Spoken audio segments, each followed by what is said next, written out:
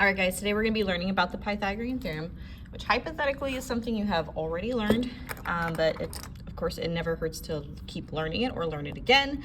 But we're really going to be using the Pythagorean theorem a lot in trig, so that's why I kind of want to make sure we're going over it, understanding it, so that way we can kind of not have to relearn it while we're doing a totally new concept. So remember, the Pythagorean theorem says that if the legs of the triangles squared, so the sum of the legs squared is equal to the hypotenuse squared.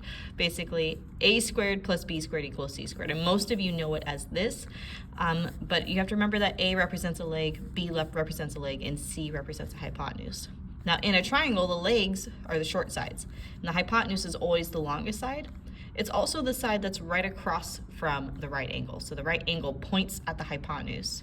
So when you're using the Pythagorean theorem, it's going to be really important to identify what you're given. So if you're given the hypotenuse or a leg, for example, and then you just plug it into the formula, you simplify it, and lastly, because we have this square, that means you're solving for something, which you're going to take the square root. So remember, because that's how we get rid of squares, is by taking the square root.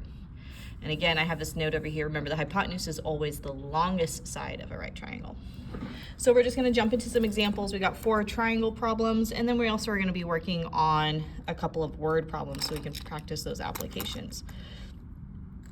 So in this first triangle, I have 7, 5, and x. So remember, the important part was to identify the givens. Well, 7 represents a leg, and 5 also represents a leg. This is going to help me when I set up my formula, which means that I'm solving for the hypotenuse, which I'm going to just abbreviate HYP. So now I need to write my equation. Leg squared plus leg squared equals hypotenuse squared. So I'm going to say 7 squared plus 5 squared equals x squared. X is going to represent our hypotenuse in this case. I'm actually going to drop it down so you can see it a little bit better. So now we simplify. So I'm just going to figure out what 7 squared is. 7 squared is 49, because remember, that's 7 times 7. So I'm going to have 49 plus 5 squared, which is 25. And that's still going to equal x squared. 49 plus 25 is equal to 74. So now I have, probably get a different color. I have so many colors to choose from, we might as well use them. So I'm going to say 74 equals x squared. We actually learned how to reduce square roots, remember? So when we have a triangle like this, I want you guys to practice reducing square roots. So remember, to reduce the square root, I gotta find a perfect square that goes into it. So I'm checking for, let's see, I'll show you what I'm doing on my calculator. I'm checking which goes into which. So 74 divided by 4, remember 4 is perfect square. That didn't work. 9's not gonna work, but I obviously did not hit, I hit double. 9's not going to work because 9 times 8 is 72. So 9 doesn't work. We can go ahead and we can try 16. That won't work. And then, gosh, what else can we try? 36. That doesn't work. So as you can see, 74 doesn't reduce. So when we go to take the square root of x, square root, we're going to get x is equal to the square root of 74, and because it doesn't reduce, we're going to leave that as our answer. Okay. So a skill that hasn't gone away, we're still using it. Remember, usually when we take the square root, it's also plus or minus. We are not doing plus or minus in this case because it doesn't make sense to have a negative hypotenuse. If we have a negative hypotenuse, then the world doesn't make sense. It's upside down. So we're going to go over here, and we got 4 squared plus 3 squared. Well, we got to identify parts. So we got, this is a leg, kind of gave it away. 3 also is a leg. I know they're a leg because they're attached to the right angle. And then y is going to represent our hypotenuse. So when I go to solve this equation, I'm going to do the same thing. I'm going to say 4 squared plus 3 squared.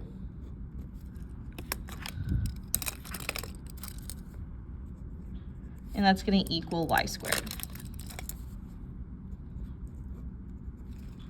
Okay.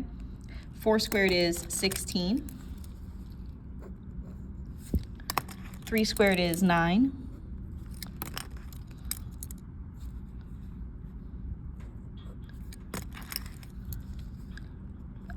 Combine, so add the sums. 16 plus 9 is 25.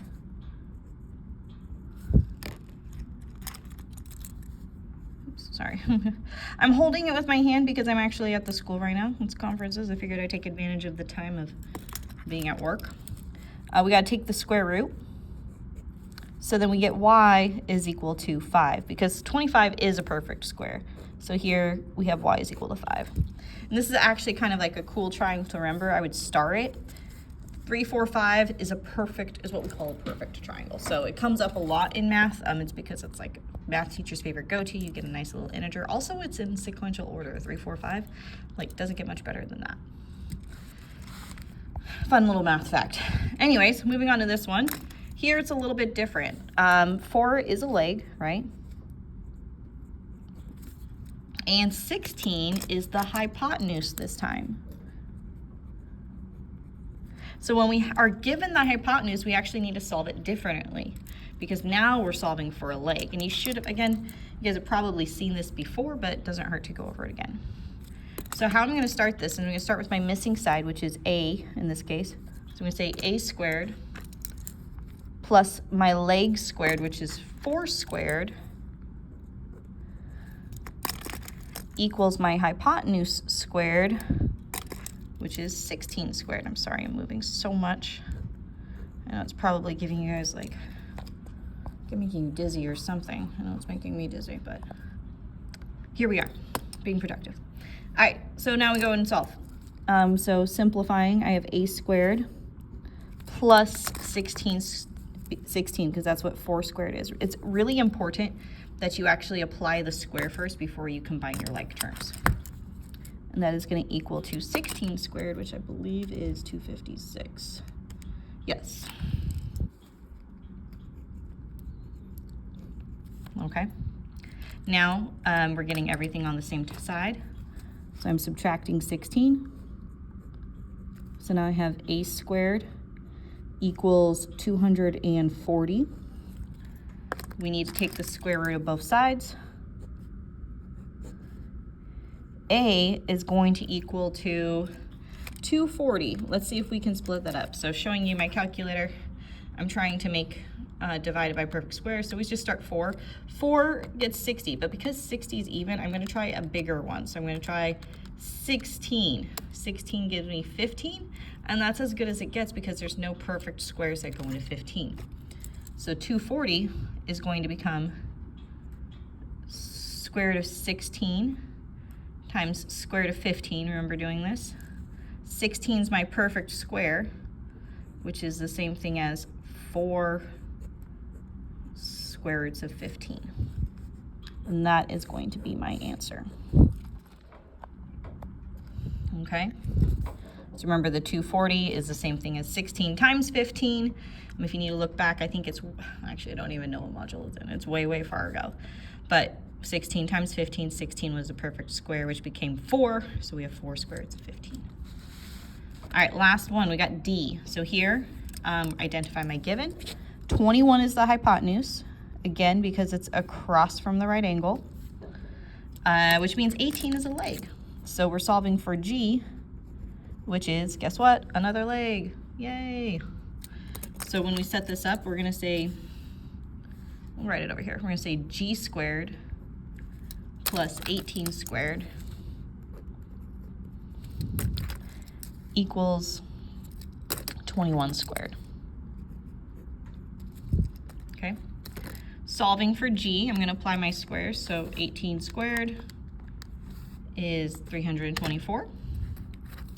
So I'm going to say G squared plus 324 is equal to 21 squared, which is 441. Okay, remember I need to combine my like terms. Again, sorry I'm moving so much. So we're going to start by subtracting the 324. So now I have g squared is equal to 441 minus 324, which is 117.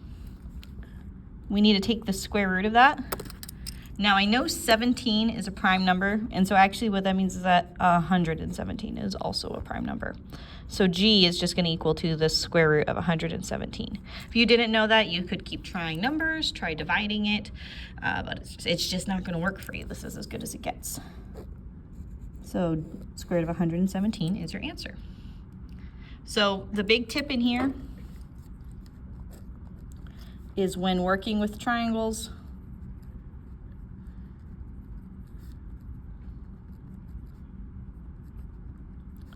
reduce the square root.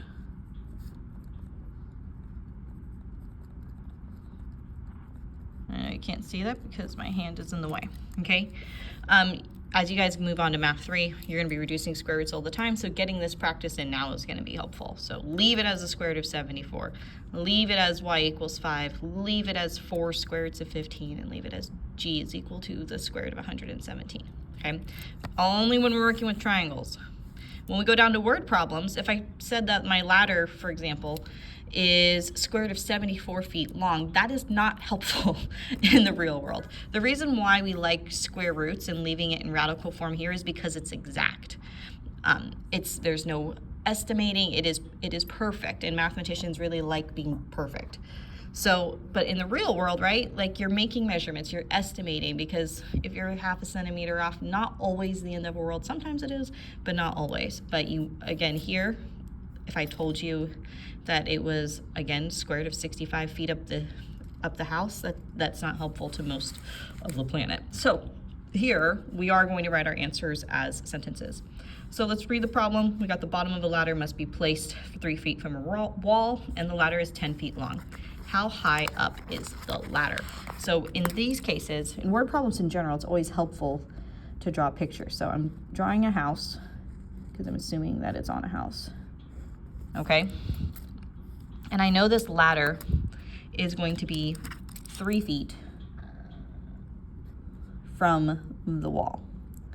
So it's 3 feet this way, okay? My ladder is leaning up against the house, as ladders do, okay? And I know my ladder is 10 feet long, okay? So I have 10 feet, 3 feet. I'm trying to figure out how high up the wall it goes. So I'm actually solving for this side, which is x. And so even though there's not a right angle here, I can assume that this is where the right angle is with the ground, right? So if this is the right angle, then in this case, I'm given the hypotenuse. And I'm given the leg of 3 feet. Okay, hopefully that triangle is obvious for you in the picture. If it's not, you can take it out and draw it. But again, you have, well, the hypotenuse, the leg, obviously it's not perfectly straight, but it's because you're also probably on grass. And then the house, which is the other leg of the triangle.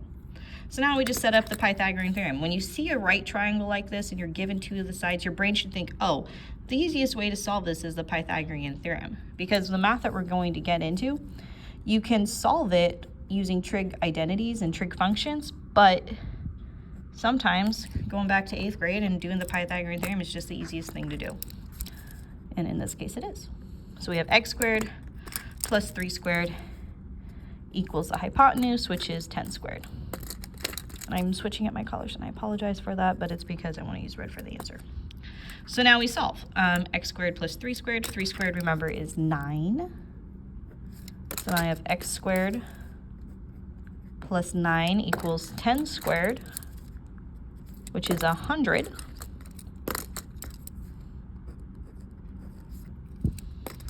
I have this like intrusive, I guess it's not an intrusive thought, but it's just this idea that I'll be writing and half the video will just be filmed of not the notes, which is not helpful. So subtract 9. So now I have x squared is equal to 91. And in this case, we're not going to worry about reducing the square root because we're working with a real life problem. So I'm just going to take the square root of both sides. And when I take the square root, remember, if you're using a calculator, most of the time you have to hit second and then that button. In this case, on this calculator, it's the x squared button. Usually that's where it is to get the square root. And then I'm just going to type in 91. So my answer, I'm going to round it to 2 decimal places. So I'm going to say 9.54.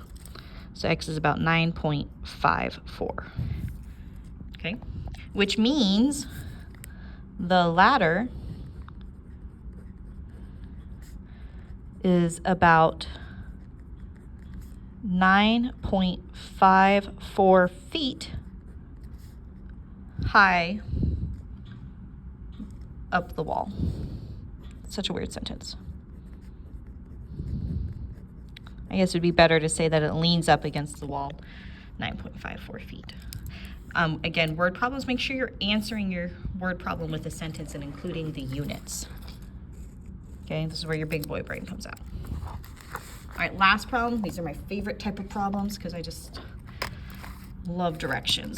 So in this one, a plane flies 200 miles east and then 58 miles south. How far from its original location? How far is it from its original location? So here, I'm actually going to start by drawing a compass because it occurs to me that some of you might not know what your directions are. So if I draw a compass, I think, not what the English term is for it, but it's never eat soggy waffles. N is for north, E is for east, S is for south, and W is for west. If you think about like living on the Oregon coast and our school is right here, Ocean is to the west, everything else is to the east, Safeway's north, Kenny's IGA is south, right? This is kind of locally, if you think about our directions in the classroom, this is what's going on. So here, I'm going to now have my plane, and my plane is going to start here.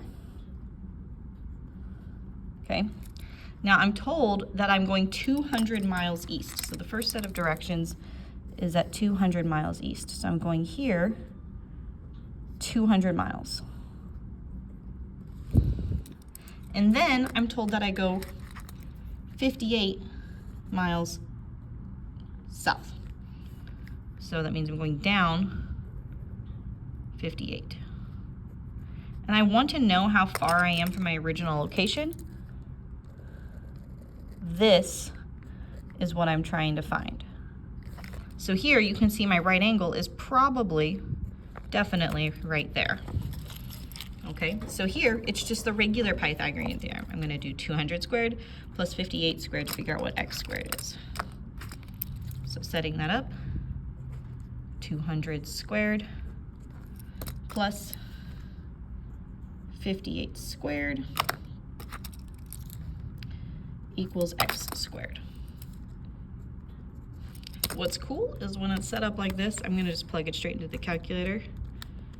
Oops, probably not turn off the calculator. So 200 squared is 58 squared.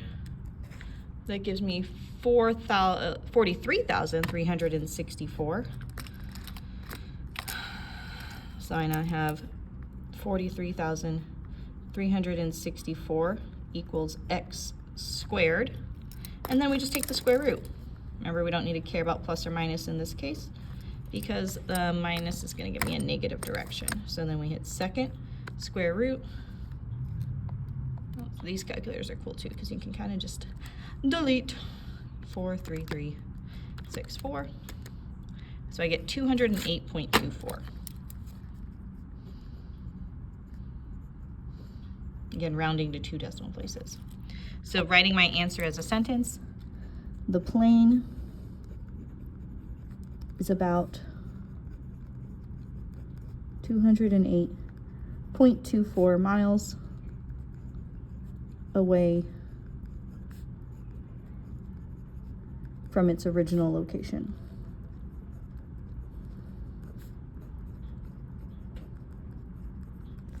Alrighty, and that is the end of our notes. Think about Hopefully now you have some examples, but how can you use the Pythagorean theorem to solve problems?